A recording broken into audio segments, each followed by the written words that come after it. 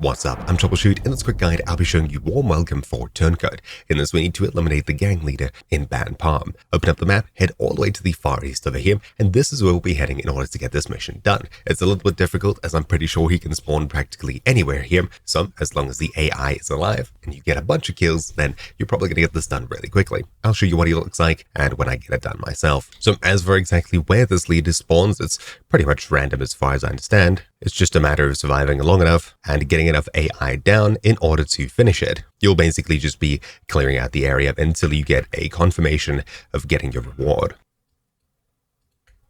And there we go. Seems like we got the guard down. I'm not too sure where he was, but he sort of spawned nearby this central area over here, just by this house here.